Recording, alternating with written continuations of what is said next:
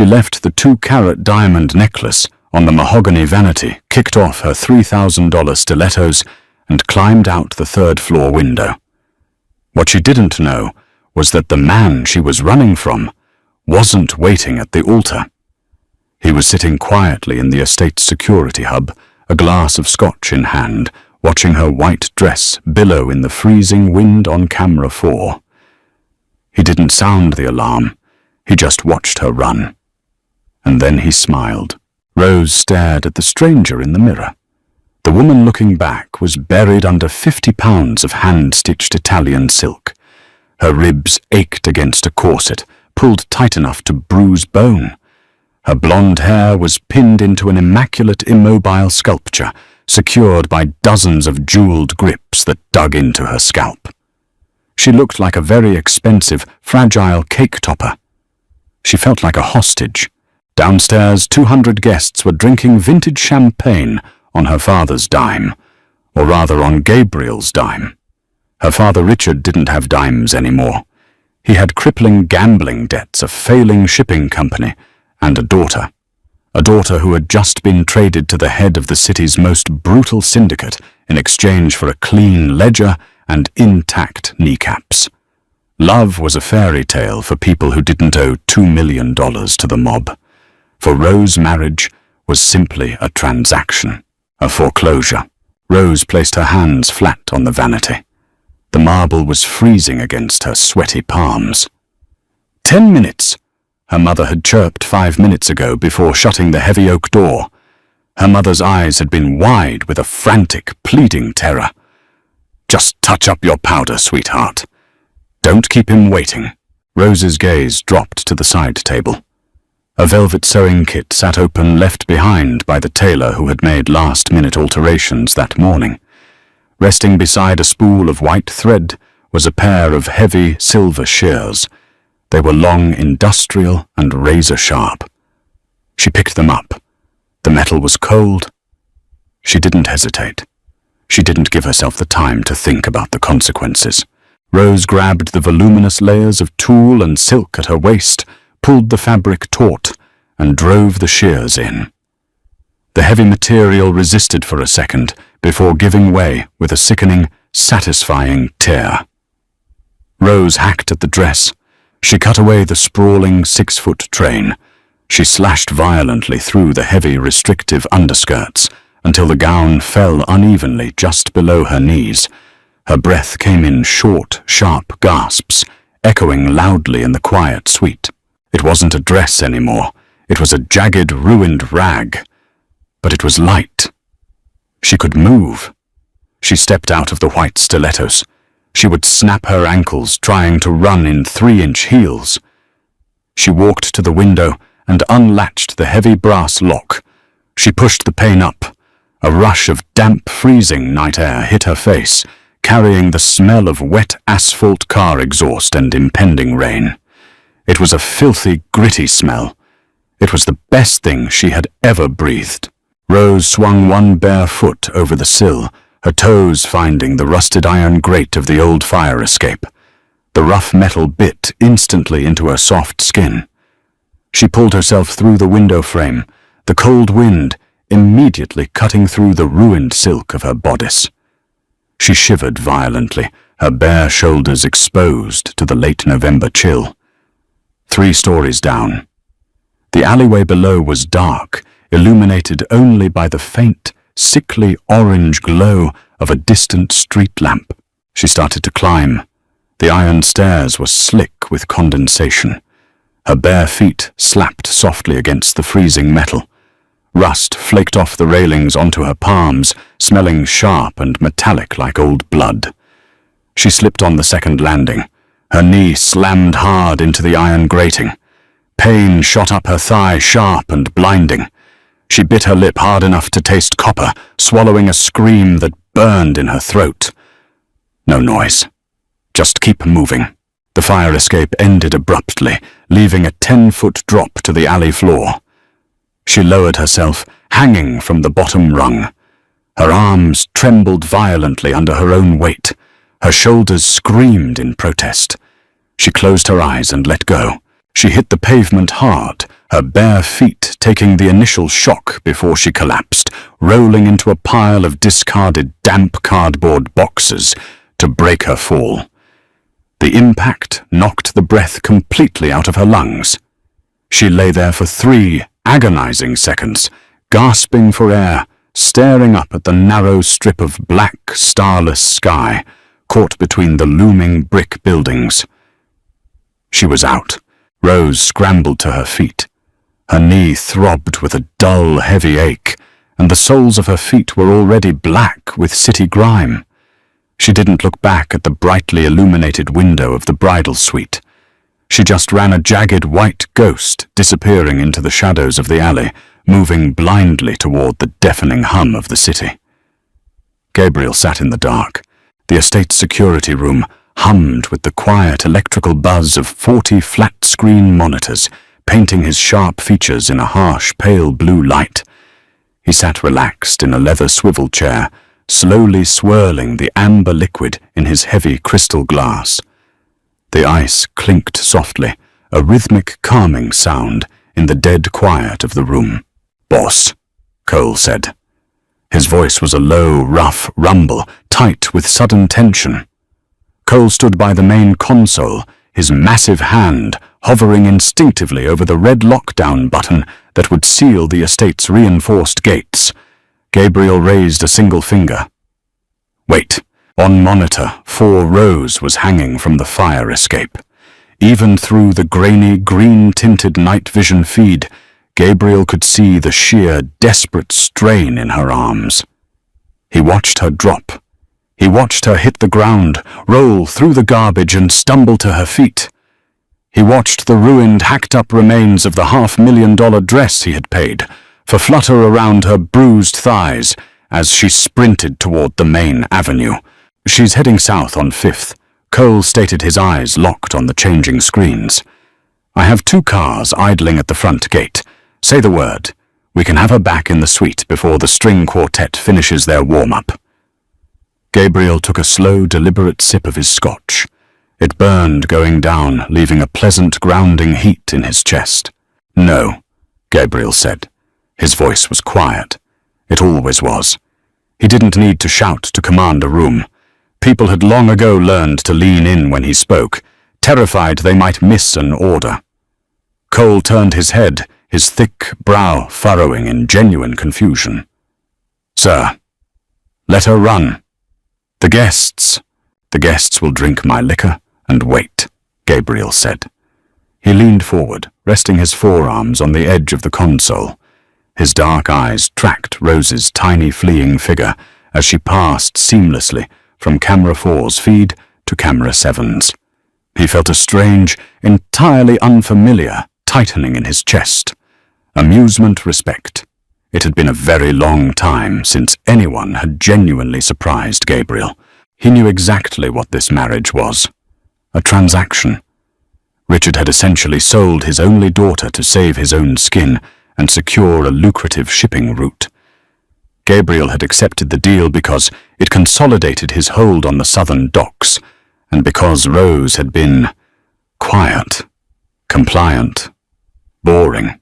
During their brief, heavily chaperoned dinners over the past month, she had sat with her hands folded neatly in her lap, her eyes fixed blankly on the tablecloth. She answered his questions with polite, hollow one-word answers. A porcelain doll, a necessary decorative asset. He had expected her to cry in the bridal suite today. He had expected her to resign herself to the cage he was building for her. He hadn't expected her to take a pair of shears to a designer gown and scale down a rusty fire escape barefoot in 30-degree weather. "She's fast," Cole muttered almost to himself, watching her clear a chain-link fence on Camera 9. "She's terrified," Gabriel corrected softly. "But she's using the fear. Look at her."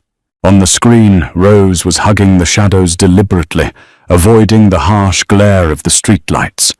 She wasn't just running blindly in a panic. She was actively thinking, calculating. "Where is she going to go?" Cole asked, shaking his head. "She doesn't have a phone." I took her purse at the door this morning. She has no money, no ID. She has absolutely nothing. She thinks she has freedom, Gabriel murmured. He stood up slowly, buttoning his charcoal suit jacket. The expensive fabric pulled perfectly across his broad shoulders. Keep the perimeter guards in place. Send Marco and Elias out in unmarked cars. Tell them to keep a strict 2-block distance. If they touch her, if they even let her see them, I'll break their hands. I just want to know where she goes when she thinks no one is watching. Cole nodded, reaching for his radio. And you? I have a father-in-law to console, Gabriel said. A dark, humorless smile touched the corner of his mouth. Gabriel walked out of the security room and descended the sweeping grand staircase. The ballroom below was a sea of silk diamonds and nervous, buzzing energy. The low murmur of polite conversation died instantly the second his leather shoe hit the marble landing. 200 faces turned toward him in synchronized silence. He saw Richard standing near a massive swan ice sculpture, a crystal glass of champagne trembling violently in his sweaty grip. Gabriel walked slowly across the polished floor. The crowd parted for him, like water stepping back to give him a wide berth. The silence was absolute, heavy and suffocating, broken only by the sharp, rhythmic clicking of Gabriel's shoes. He stopped exactly 2 feet in front of Richard. "Where is she?" Richard stammered. A bead of sweat traced a shiny path down his flushed, pudgy cheek. Is she coming down?" "There has been a slight delay," Gabriel said softly. His gaze locked onto Richard's, pinning the older man in place. "It seems the bride needed some fresh air." Richard's face drained of color, turning a sickly ashen gray. "Gabriel, I swear to God, if she—" "You don't need to swear to God. Richard." Gabriel interrupted his tone, perfectly conversational, but dripping with quiet, lethal menace. "You just need to stand here, smile at the photographers and drink your champagne. Your daughter and I have a long, prosperous life ahead of us. We're just adjusting the terms of our arrangement." Gabriel turned his back on the trembling man and walked purposefully toward the coat check. It was time to hunt. The rain started as a fine, freezing mist and quickly escalated into a heavy, unrelenting downpour. Rose shivered violently, her arms wrapped tight around her torso in a desperate attempt to conserve body heat. The hacked, jagged edges of the silk dress clung to her skin like wet, freezing paper. Her feet were bleeding. She had stepped on a jagged piece of broken beer bottle 3 blocks back, and now every single step sent a sharp, electrifying spike of agony shooting up her calf. She had crossed into the warehouse district. It was empty, dark, and aggressively industrial. Looming brick facades with smashed windows lined the streets. She needed clothes. She needed money. Most importantly, she needed to get off the street before Gabriel's men realized she was gone. She assumed they were already tearing the city apart looking for her. She pictured black SUVs screeching around corners, armed men kicking in doors, shaking down her few friends. She had to hurry. Up ahead, a flickering, buzzing neon sign cut through the sheets of rain, Lucky's 24-hour wash. Rose pushed her weight against the heavy glass door. The blast of warm, aggressively humid air hit her frozen face like a physical blow. The laundromat smelled deeply of cheap bleach-wet dog and stale cigarette smoke. There was only one person inside, a teenage boy with dyed black hair, slumped asleep in a plastic chair while his clothes tumbled rhythmically in a dryer. Next to him, on an empty orange chair, sat a faded, oversized grey hoodie and a pair of worn-out canvas sneakers. Rose approached him quietly, her bare feet making wet, squeaking sounds on the linoleum. She reached up to her left ear and unclasped her diamond earring. It was real. Flawless. It was worth more than this entire dilapidated building. She gently placed the diamond on the boy's lap. He stirred slightly, muttering in his sleep, but didn't wake. Rose grabbed the hoodie and the shoes. She retreated quickly to the small, grimy bathroom in the back corner. She stripped off the heavy, soaking wet corset, leaving the ruined $1 million remains of Gabriel's wedding dress in a sodden, dirty heap next to a clogged toilet. She pulled the large grey hoodie over her head. It felt scratchy against her skin and smelled faintly of damp basement and cheap weed, but it was incredibly warm. It swallowed her small frame, hiding her completely. She laced up the canvas sneakers. They were 2 sizes too big, slipping off her heels, but they protected her bleeding raw soles. She looked at herself in the cracked mirror over the sink. Her elaborate bridal updo was a tangled, wet, chaotic mess. She aggressively pulled out the remaining bobby pins, letting her blonde hair fall in damp, heavy waves around her face. She pulled the large hood up over her head. She wasn't a mafia bride anymore. She was just a girl on the street. A ghost. Rose slipped out the back door of the laundromat into a dark, trash-filled alley. The main Greyhound station was only a mile away. If she could pawn the remaining earring or find a desperate clerk willing to take a bribe, she could buy a ticket to nowhere. Just get on a bus. Anywhere that wasn't this city. Anywhere that wasn't Gabriel. She walked fast, keeping her head down, hugging the brick walls. The relentless rain masked the tears of pain and exhaustion that were finally starting to spill over her eyelashes. The bus terminal was a cavernous, depressing monument to transit. Harsh, buzzing fluorescent lights illuminated the cracked tile floors.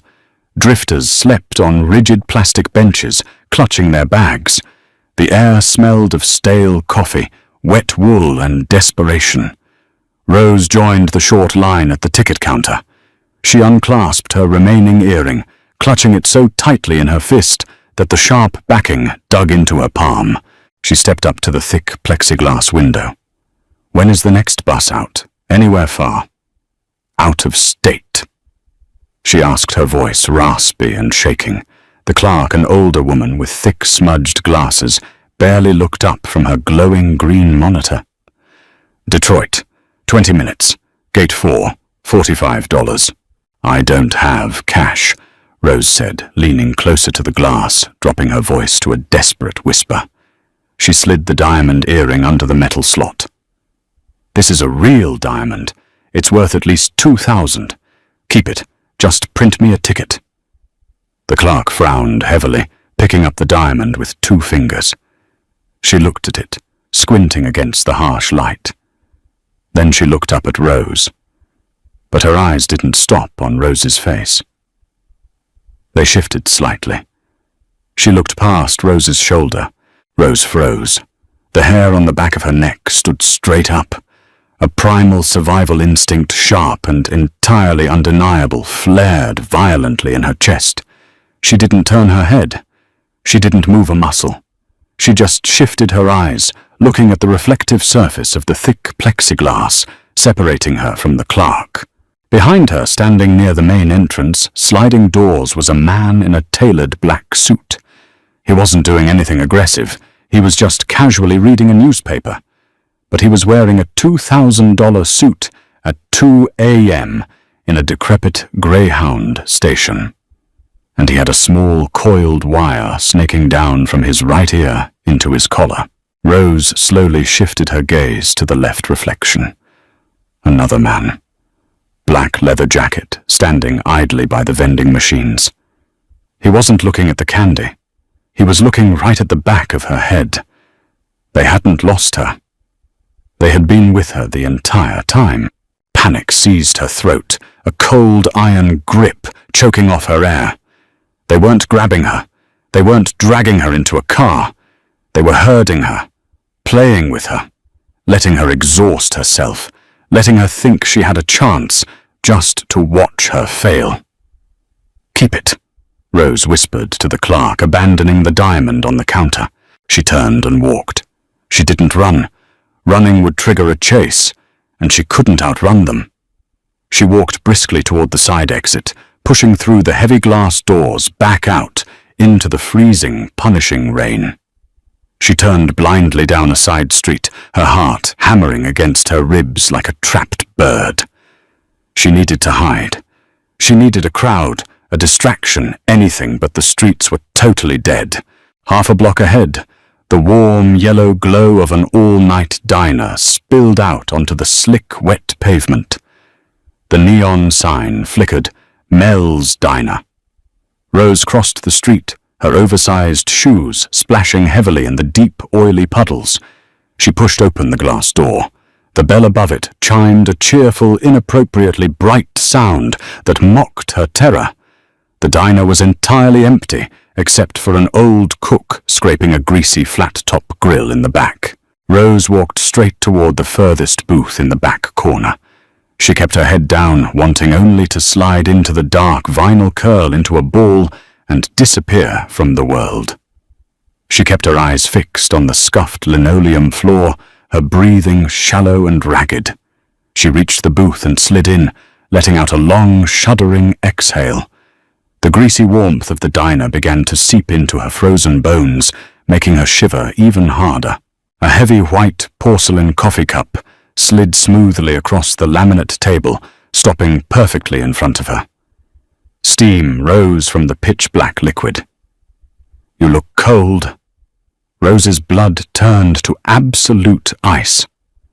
The voice was smooth quiet and carried a heavy gravitational weight that seemed to instantly crush all the air out of the room.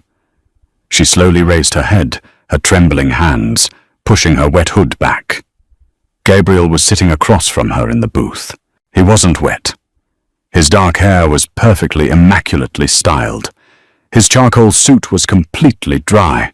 He sat with one arm resting casually on the back of the red vinyl seat, looking at her with eyes that were blacker and colder than the night outside. "Drink," he said softly, gesturing to the steaming cup with a slight nod of his head.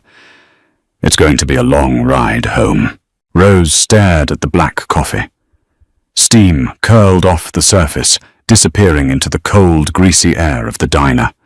Her hands were shaking so violently that if she tried to lift the porcelain mug, she would spill the boiling liquid all over her lap. She looked back up at Gabriel. He hadn't moved.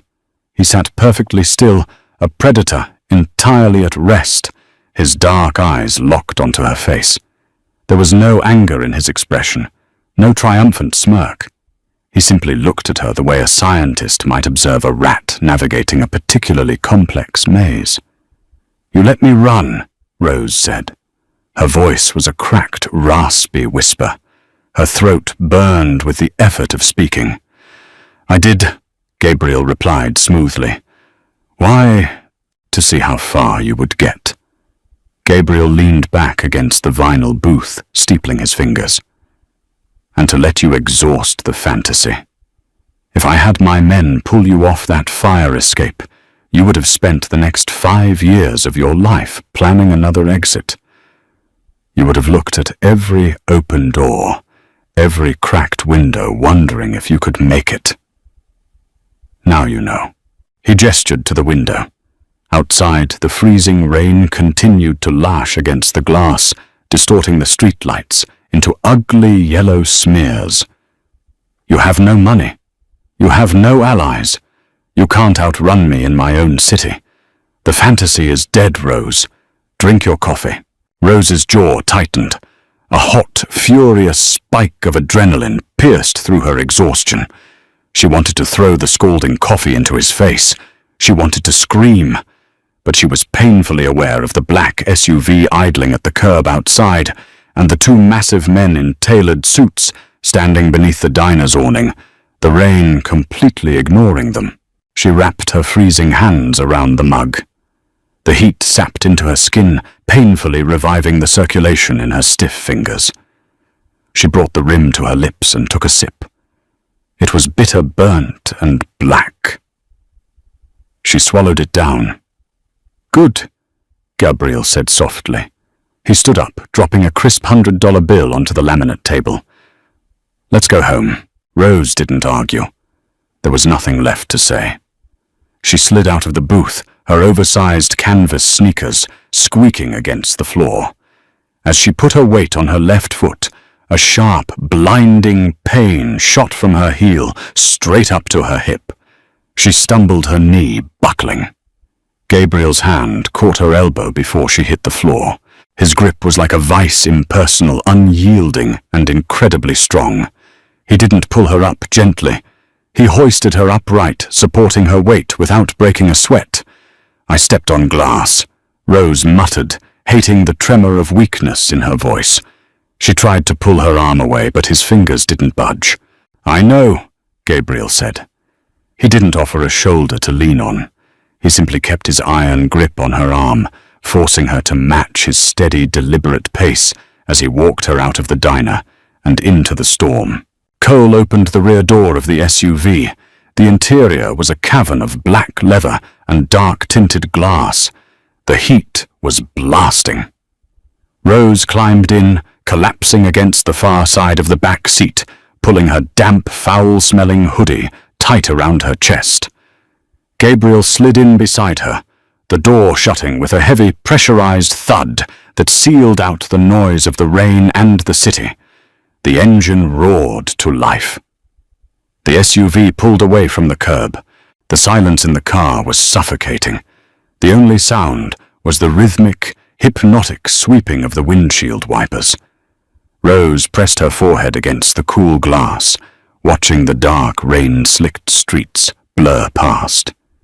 The adrenaline crash hit her like a physical blow. Her eyelids felt heavy, filled with sand. Her muscles ached with a deep, throbbing intensity. Gabriel opened a compartment in the center console. He pulled out a thick, folded white towel and tossed it onto her lap. "Dry your hair. You're ruining the leather," he said. He didn't look at her. His gaze was fixed on the back of Cole's headrest. Rose stared at the towel. It was heavy, soft, and completely dry. She slowly lifted it, draping it over her wet, tangled hair, scrubbing the freezing moisture from her scalp. She didn't say thank you. He hadn't given it to her out of kindness. He just didn't want his upholstery stained with alleyway grime. The wedding. Rose finally croaked the word, tasting like ash in her mouth. "My father." The reception was beautiful. Gabriel interrupted smoothly, still not looking at her. The guests enjoyed the catering. Your father drank heavily and sweating profusely through his tuxedo. A very standard evening. We didn't say vows. Gabriel finally turned his head. In the dim passing light of the street lamps, his face looked carved from stone. "We signed the legal bindings yesterday morning in your father's study. The ceremony tonight was a public spectacle. It was theater. You were my wife the moment the ink dried. Running out a window didn't annul the contract, Rose. It just ruined a very expensive dress." Rose squeezed her eyes shut, fighting the hot, humiliating prickle of tears. He had her. He had always had her. The SUV did not return to the sprawling historic estate where the wedding had taken place. Instead, it drove deep into the northern hills, winding up a steep private road, completely shielded by towering ancient pines. The vehicle slowed as it approached a massive sliding steel gate, built seamlessly into a 12-foot-high stone wall. Cameras tracked their approach. The gate rolled open silently, revealing a sprawling, ultra-modern architectural monolith of glass black steel and slate. It didn't look like a home. It looked like a highly classified compound. The car stopped under a wide portico. Cole opened the door. Rose climbed out, wincing violently as her left foot hit the pavement. She limped behind Gabriel, entirely dwarfed by the towering glass doors that slid open as they approached. The interior was stark minimalist and aggressively clean. Floors of polished concrete stretched out beneath vaulted ceilings. The lighting was low and indirect. There were no family portraits, no warm rugs, no signs of human life. It was a sterile, beautiful vault. "Take her to the East Wing." Room 4. Gabriel ordered, handing his wetsuit jacket to a silent man in a black shirt waiting in the foyer. "Tell Hayes to meet her there." He didn't look back at Rose. He simply walked away, disappearing down a long, shadowed corridor. A woman in her 50s, dressed in plain, dark clothes, stepped forward. "Mum, follow me, please." Rose followed. They walked down a wide hallway, lined with floor-to-ceiling windows, looking out over a dark, churning infinity pool and the city lights miles below. The housekeeper opened a heavy oak door and stepped aside. Rose walked in. The bedroom was massive. A king-sized bed dominated the center of the room, draped in heavy charcoal linens. A fire was already crackling in a gas fireplace built into a slate wall. The adjoining bathroom was entirely done in black marble, featuring a massive soaking tub. It was luxurious. It was flawless. It was a cell. "There are fresh clothes in the closet," the housekeeper said quietly. "Dr. Hayes will be here momentarily." She pulled the heavy door shut. The lock engaged with a loud, definitive click. Rose exhaled a shaky breath. She walked toward the bathroom, intending to peel off the damp, disgusting hoodie, but a knock at the door stopped her. The lock clicked open. A tall, thin man carrying a black leather medical bag stepped into the room. He had kind, tired eyes and graying hair. "Mrs. Rossi, I'm Dr. Hayes." Hearing Gabriel's last name attached to her own made Rose's stomach physically churn. She nodded tightly, sitting on the edge of the large bed. "Gabriel tells me you had a disagreement with some broken glass," Hayes said gently, setting his bag on a side table. He didn't ask questions.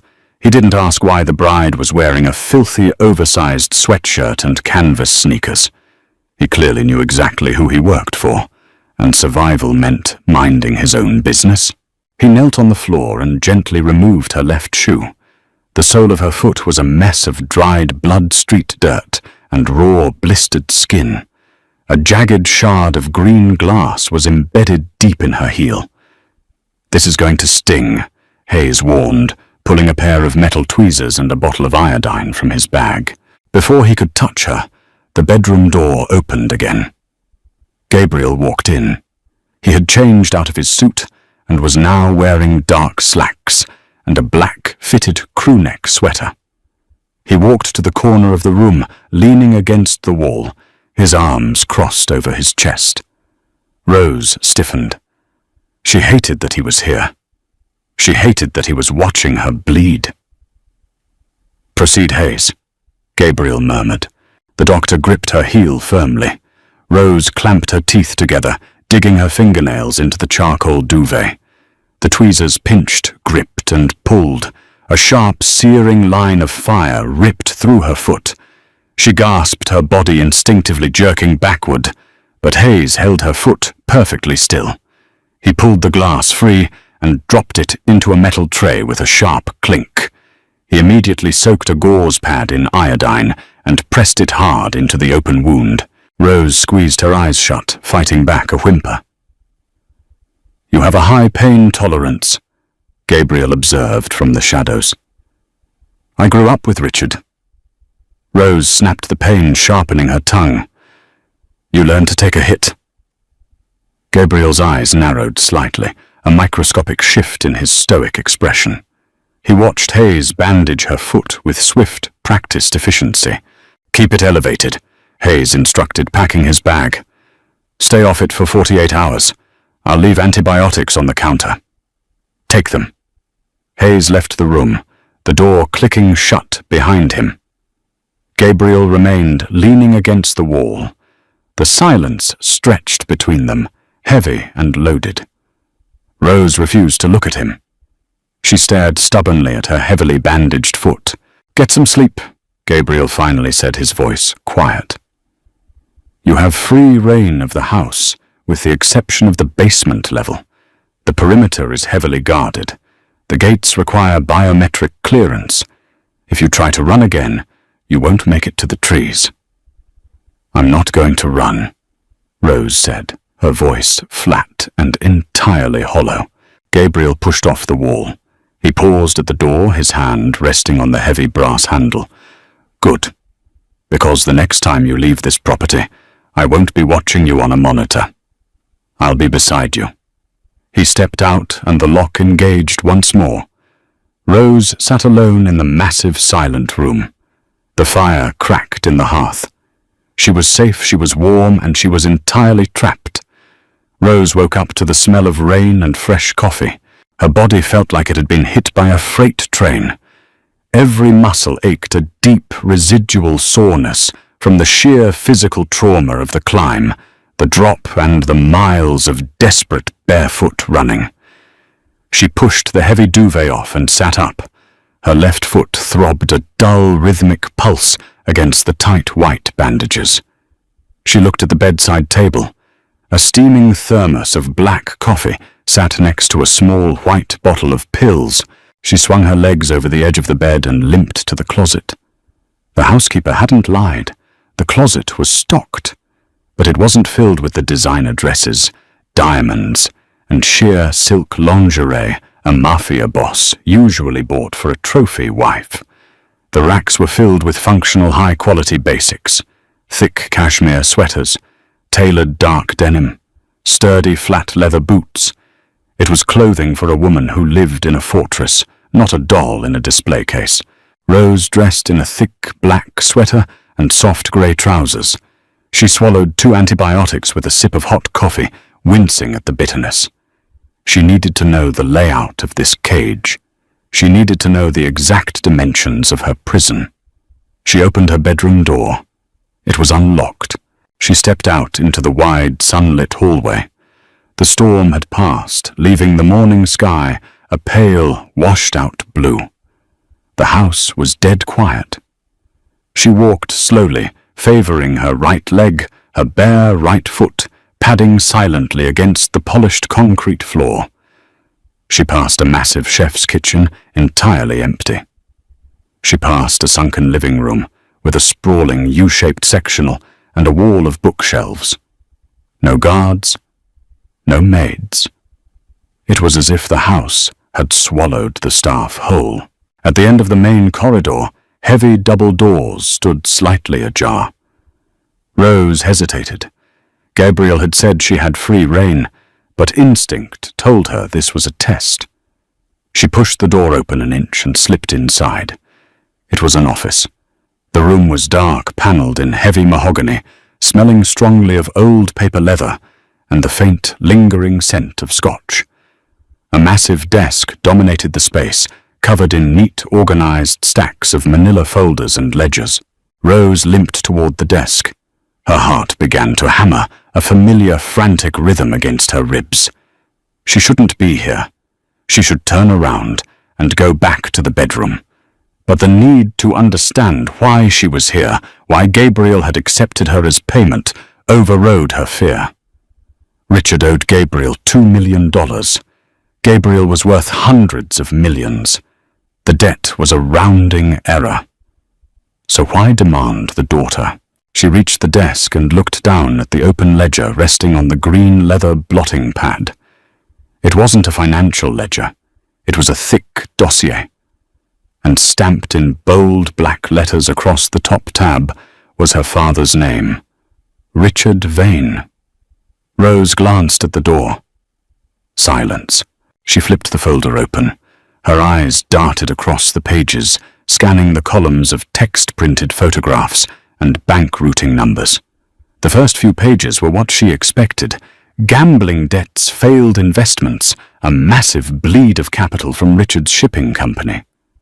But as she turned the pages, the narrative shifted. There were transcripts of phone calls, emails printed and highlighted in yellow. Richard hadn't just lost Gabriel's money.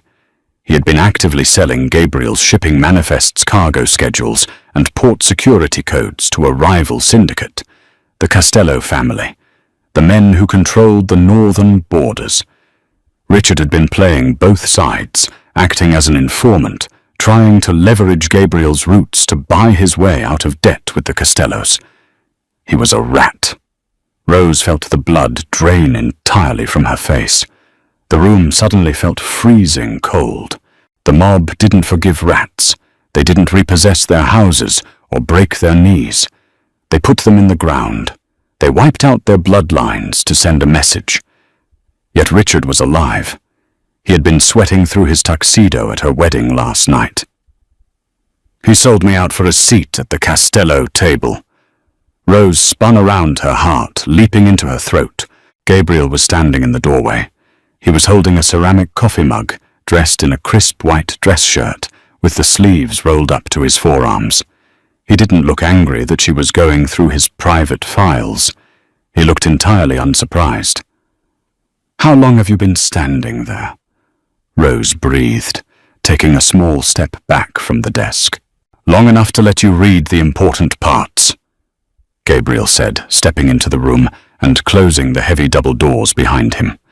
The click of the latch sounded like a gunshot in the quiet room. He walked slowly toward the desk. Rose gripped the edge of the mahogany wood, bracing herself. "Your father is a traitor, Rose," Gabriel said smoothly, rounding the desk to stand merely feet away from her. "He stole from me. He gave my enemies the schedules of 3 cargo ships, carrying $20 million in untraceable assets. Under the rules of my business, he should have been bleeding out in a trunk 3 weeks ago." "Then why isn't he?" Rose asked, her voice trembling despite her best efforts to keep it steady. Gabriel looked down at her. His dark eyes were bottomless, impossible to read. "Because a dead man can't manage a port. The Castellos trust him. If I kill him, they scatter. If I keep him alive, he becomes my asset inside their operation. He feeds them the information I want them to have." Rose's mind raced, piecing the brutal logic together. "He's a double agent. You're forcing him to feed them bad intel." "Exactly. Then what do you need me for?" Rose demanded. "If you already own him, if you already have the leverage, why the marriage? Why bring me here?" Gabriel leaned against the edge of the desk, crossing his arms over his chest. He looked at her, truly, looked at her for a long, silent moment. "Because a rat is a rat," Gabriel said quietly, his voice carrying a lethal, quiet gravity.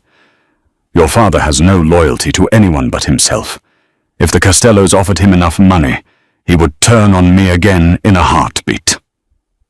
Gabriel reached out his long, calloused fingers, gently tapping the open dossier on the desk. He needed a reason to stay perfectly, flawlessly loyal to me. Gabriel continued, his eyes drifting up to meet hers.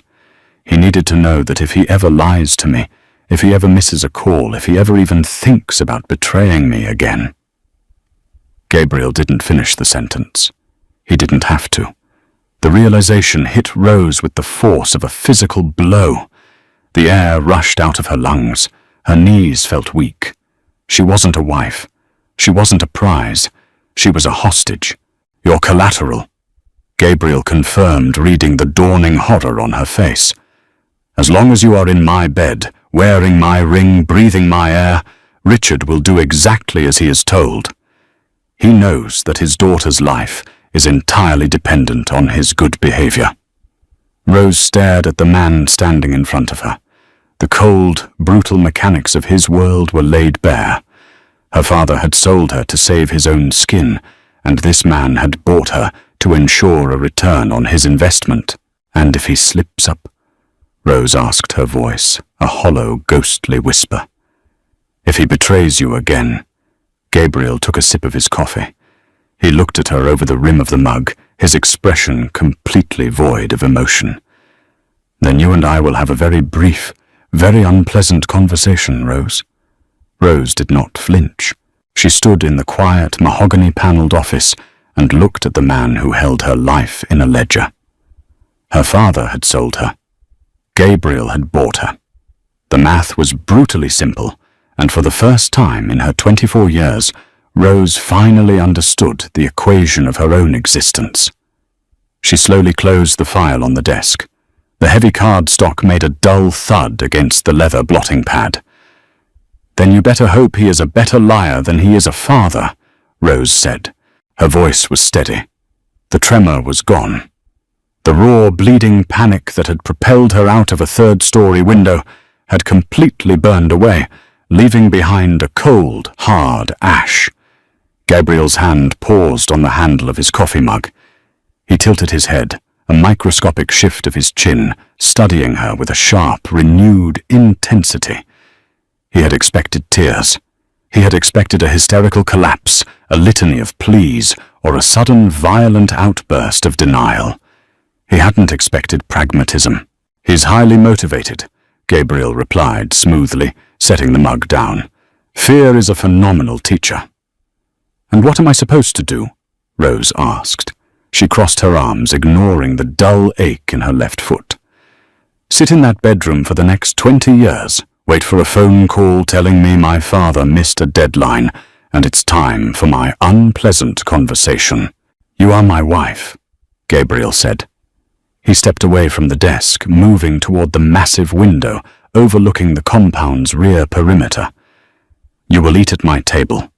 You will attend the events I require you to attend. You will maintain the absolute illusion of a sudden, quiet marriage. What you do with the rest of your hours in this house is entirely up to you." He didn't wait for a response.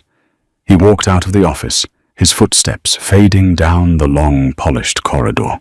Rose was left alone in the silence. The first week was an exercise in sensory deprivation. The house was a fortress of glass, steel, and silence. There were guards, but they were ghosts, men in dark suits who stood at the perimeter gates or monitored the camera feeds in the basement. They never spoke to her. The housekeeper brought meals, cleaned, and disappeared. Rose spent the first 4 days sitting in the sunken living room, watching the rain batter the floor-to-ceiling windows. She waited for the panic to return. She waited for the crushing weight of her captivity to break her mind. It didn't. Instead, a strange, creeping sense of autonomy began to take root. Her father was not here. His gambling debts, his frantic phone calls, his suffocating, pathetic need for her to smile and appease his creditors, all of it was gone. She was trapped, but for the first time, she wasn't carrying Richard's baggage. Gabriel required nothing of her except her physical presence. By the second week, Rose stopped hiding in her bedroom. She began to map the house. She learned that the West Wing was purely functional, a commercial-grade gym, a sparring mat that smelled of sweat and canvas, and a heavy steel door that required a biometric scan to open. An armory, she assumed. She learned Gabriel's routine. He left the compound at 6 in the morning. He returned at 8 in the evening. Sometimes he didn't return for 2 days. When he was home, he spent his time in the mahogany office or the gym. They rarely crossed paths. On the evening of the 18th day, Rose walked into the massive stainless steel kitchen at 9 o'clock. The housekeeper was gone. The refrigerator was stocked with fresh produce cuts of prime meat and ingredients Rose had never had the time or money to learn how to cook. She pulled a heavy cast-iron skillet from the rack. She chopped onions, garlic, and heavy tomatoes. She focused on the mechanical rhythm of the knife against the heavy wooden board. The smell of searing oil and garlic filled the sterile, cold air of the house. Hayes said you were supposed to stay off your feet. Rose paused, the knife hovering over a sprig of basil. She didn't jump. She had learned the subtle shift in the air pressure that accompanied Gabriel entering a room. She turned her head. He was standing in the doorway wearing a dark suit, his tie loosened. He looked exhausted. A faint smear of something dark and rusted blood, she realized with a cold jolt, stained the cuff of his white shirt. "My foot is fine," Rose said. She turned back to the cutting board, sweeping the basil into the skillet. It hissed violently. And I was losing my mind. Gabriel walked into the kitchen. He didn't go to the sink to wash the blood off his sleeve. He walked to the island, pulling out one of the heavy steel bar stools, and sat down. He watched her. "You can cook," he observed. "My father's staff quit when I was 16 because he stopped paying them," Rose said, flatly stirring the heavy sauce. "I learned out of necessity. Do you want some—" It was a reflex, a strange domestic question lobbed into a bizarre lethal dynamic. Gabriel looked at the skillet, then up at her face. "Yes." Rose pulled down 2 ceramic plates. She served the pasta, sliding one plate across the marble island toward him. She took the stool opposite him, resting her elbows on the cold stone. They ate in silence. The only sound was the clink of silver forks against ceramic. It was the first time they had shared a meal without an audience, without a contract, without a gun to her father's head. "He called today," Gabriel said quietly, his eyes focused on his plate. Rose stopped chewing. She swallowed hard. "Richard?" "Yes." He fed the Costellos a falsified shipping manifest for the southern docks. They moved 3 crews into position to intercept a shipment of narcotics that doesn't exist. Gabriel took a sip of his water. "The federal authorities will be waiting for them instead. Your father is proving to be a very competent asset." Rose looked at Gabriel's hands, large, calloused, capable of profound violence. "What happens when the Costellos figure out they've been set up?" she asked. "They will look for the leak," Gabriel replied. He looked up, his dark eyes locking onto hers. "But Richard has covered his tracks. For now, you are safe." "I don't care if I'm safe," Rose said. The words slipped out before she could stop them. They were entirely true. "I care if I'm ever going to be anything other than a chess piece." Gabriel set his fork down. He leaned forward, resting his forearms on the marble. "In my world, Rose, everyone is a piece on the board," he said, his voice dropping to a low, quiet rumble. "The only difference is whether you are a pawn or the player. You ran from your father's mess. You survived a 3-story drop and outsmarted my perimeter guards for exactly 45 minutes. That isn't pawn behavior." He stood up, leaving his plate half full. He looked down at her. "Figure out how to play, Rose, because the board is about to get very crowded." The rain returned on a Tuesday. It was a torrential, blinding downpour that turned the hills surrounding the compound into a slick, muddy nightmare. Rose was in the library.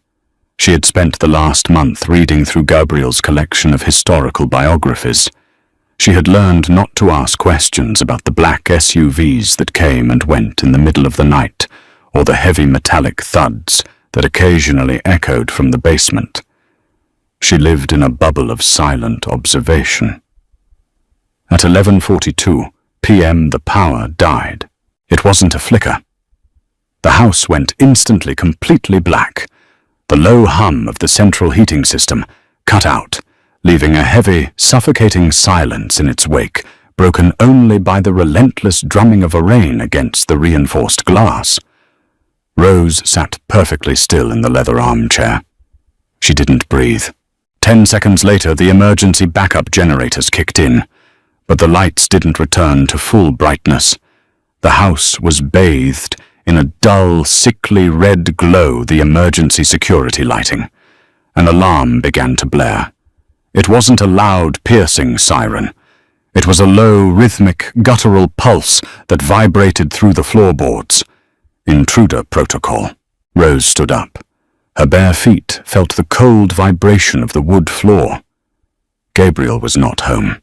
He had left for the docks 3 hours ago with Cole and 4 other men. The house was lightly staffed. A sharp, crackling voice echoed from the intercom speaker mounted above the library door. "Perimeter breach at the north gate. Multiple hostiles. They've disabled the outer cameras. Lock down the east wing. Protect the asset." The asset. That was her. Rose didn't wait for the guards to come find her. If the north gate was breached, the attackers were already inside the compound's walls. The Costellos. They had figured it out. Richard's luck had run dry, and they had come for his daughter to send a message to Gabriel. She slipped out of the library and into the red-lit hallway. She didn't run toward her bedroom in the east wing. That was a dead end. A box. She ran toward the kitchen. A deafening crash echoed from the front of the house, the sound of reinforced glass shattering under extreme force. Gunfire erupted, rapid, deafening bursts that tore through the sterile silence of the compound. Rose dove behind the kitchen island just as heavy boots pounded into the main corridor. She pressed her back against the cold stainless steel cabinetry, pulling her knees to her chest. Her heart hammered against her ribs, a violent, frantic bird trapped in a cage.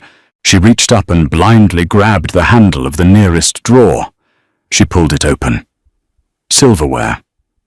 She blindly felt past the spoons and forks until her fingers wrapped around the thick, heavy handle of a carbon steel meat cleaver. "Check the east wing," a voice shouted. It wasn't a voice she recognized. It was rough-accented and out of breath.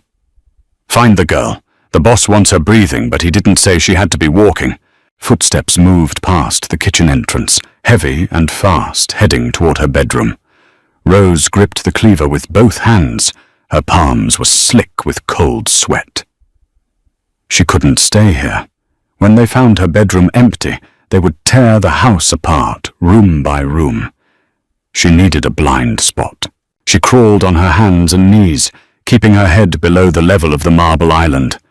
She made it to the pantry door, pushed it open, and slipped inside, pulling it shut behind her. It was pitch black, smelling of dried pasta and dark chocolate. More gunfire. Closer this time. The sound of a body hitting the floor out in the hallway. Rose squeezed her eyes shut. She thought of her father sitting in some smoky room, completely unaware that his daughter was clutching a kitchen knife in a dark pantry because of his cowardice. Anger, hot and blinding, cut through her terror. She wasn't going to die here for Richard Vane. The pantry door violently jerked open. The red emergency light spilled in. A man stood in the doorway. He was wearing tactical gear, his face obscured by a wet black balaclava. He held a suppressed submachine gun tight against his chest. He saw her. "Got her. Kitchen." He barked into a radio on his shoulder, raising his weapon. Rose didn't scream. She didn't cower. She let out a guttural, feral sound of pure rage and lunged forward, driving the meat cleaver upward with every ounce of strength in her body. The heavy steel blade bit deep into the man's thigh, right above the knee pad of his tactical trousers. He screamed a jagged, wet sound, and his leg buckled. His finger spasmed on the trigger. The gun fired a wild, deafening burst into the ceiling, raining plaster and dust down on them. He collapsed backward onto the kitchen floor, clutching his leg. Rose dropped the cleaver, scrambling out of the pantry. She slipped on a patch of the man's blood, her knee slamming into the hard tile, but she forced herself up. She ran blindly toward the rear service door. A second man stepped out from the dining room, blocking her path. He was massive, holding a handgun leveled directly at her chest. "Don't move!" he snarled. Rose froze. The air completely left her lungs. She looked at the black barrel of the gun. This was it. The end of the run. A shadow separated itself from the absolute darkness of the dining room corner. It moved with unnatural, terrifying speed. Before the man with the gun could pull the trigger, Gabriel was behind him. Gabriel's left arm wrapped violently around the man's throat, pulling him backward, instantly cutting off his air. In his right hand, Gabriel held a combat knife. He drove it into the side of the man's neck, a swift, brutal, mechanical motion. The man dropped his gun, his hands flying up to his throat. Gabriel twisted the blade and pulled it free. The man collapsed like a string-cut puppet, blood instantly pooling on the polished concrete floor in thick, dark rivers. Gabriel stepped over the body. He was breathing heavily. His suit jacket was gone, his white shirt soaked with rain and dark, smeared blood.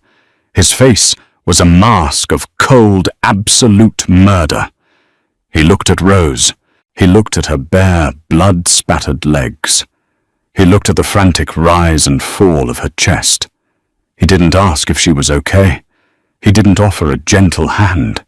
He strode across the kitchen, grabbed her by the arm, and pulled her hard against his chest. He shoved her behind him, keeping his body positioned squarely between her and the hallway. "Hold on to my belt," Gabriel ordered. His voice was a low, guttural rasp. "Do not let go. If someone comes around that corner, I am going to shoot through them. Make sure you are behind me." Rose grabbed the thick leather of his belt. Her fingers were shaking so badly she could barely maintain a grip, but she held on. For the next 10 minutes, Rose lived in a nightmare of shadows, deafening noise, and the copper smell of blood. Gabriel moved through his own house like a predator clearing a den. He was utterly ruthless, neutralizing 3 more Costello gunmen with terrifying clinical efficiency. Finally, the front doors burst open, and Cole stormed in, flanked by a dozen heavily armed men. "Clear!" Cole roared, his massive frame dripping with rainwater. "Perimeter is secure. The stragglers are retreating into the trees. We have teams tracking them." Gabriel lowered his weapon. The tension slowly bled out of his shoulders. He turned around to face Rose. She was covered in plaster dust and blood that didn't belong to her. She was trembling violently, her eyes wide, staring at the carnage scattered across the floor of the beautiful sterile house. Gabriel reached out. His large hand, slick with blood, gently cupped the side of her face. His thumb brushed a streak of dirt from her cheekbone. The touch was shockingly soft. "You stabbed him," Gabriel murmured, his eyes locking onto hers. There was a raw, undeniable fire in his gaze. "I didn't have anywhere to run," Rose whispered, her voice cracking. Gabriel's jaw tightened. "You're never going to have to run again." The house smelled of bleach and ozone. It had been 3 days since the breach. The shattered glass had been replaced. The blood had been scrubbed from the concrete floors. The compound was quiet once more, but the silence felt entirely different. It was no longer the heavy, suffocating quiet of a cage. It felt like the eye of a hurricane. Rose stood by the window in the mahogany office, looking out at the tree line. The sun was setting, casting long, bleeding shadows across the manicured lawn. The heavy double doors opened. Gabriel walked in. He walked with a slight limp. A bullet had grazed his left hip during the final shootout in the foyer. He was dressed in a dark grey sweater and slacks, looking exhausted, the sharp lines of his face drawn tight with fatigue. He didn't go to his desk. He walked directly to a small side table and poured 2 glasses of scotch. He walked over to the window and handed one to Rose. She took it, letting her fingers brush against his.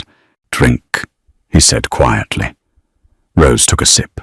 The amber liquid burned beautifully down her throat, grounding her. Gabriel reached into his pocket and pulled out a thick, sealed manila envelope. He held it out to her. "What is this?" Rose asked, not taking it. "A new passport. A bank account routed through a shell corporation in Switzerland containing $5 million. And a ticket to Geneva for tomorrow morning," Gabriel said. His voice was perfectly flat, void of any emotion. Rose stared at the envelope. Her heart gave a strange, painful lurch. "Why?" "Richard is dead," Gabriel stated. The words dropped into the quiet room like heavy stones. Rose didn't gasp. She didn't cry. She just stared at Gabriel's collarbone, absorbing the impact. The Costellos figured out he was playing them. Gabriel continued, his eyes fixed on the tree line outside.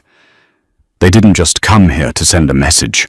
They hit him at his office downtown an hour before they breached my gates. They burned him alive. Rose closed her eyes. A complicated, sickening wave of grief and profound relief washed over her.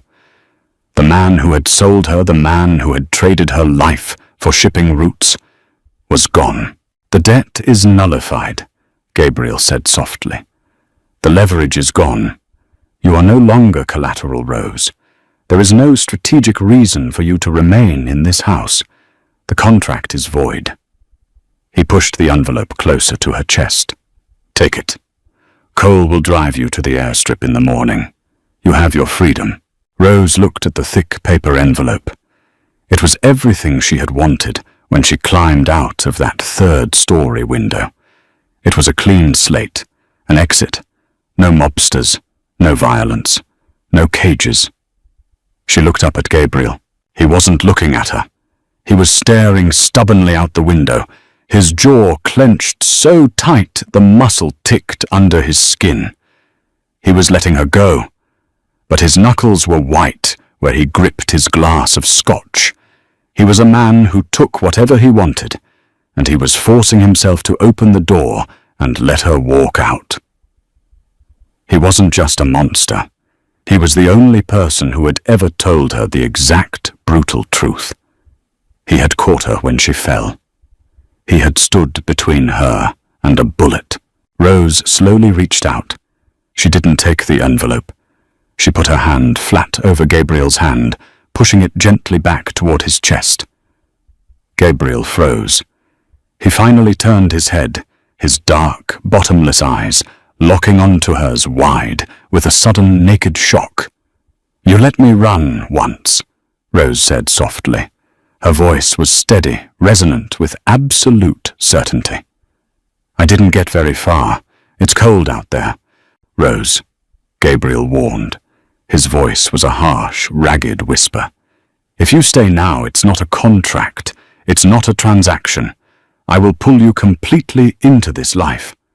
I will never let you leave." "I know." She stepped closer to him, closing the physical distance between them.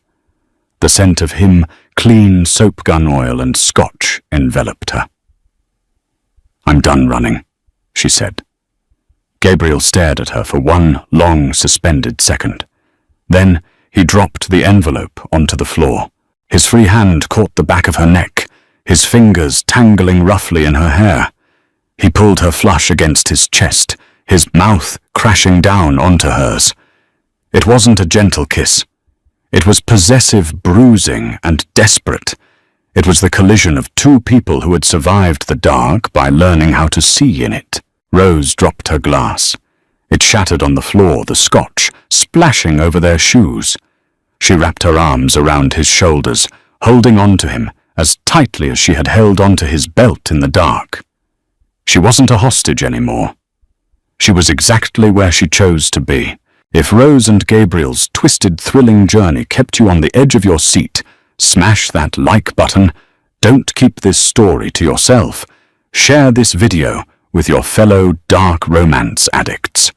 Subscribe to the channel and turn on notifications so you never miss out on our upcoming gritty, emotional audio dramas. The underworld is full of secrets, and we have so many more stories to tell. Hit subscribe and join the family.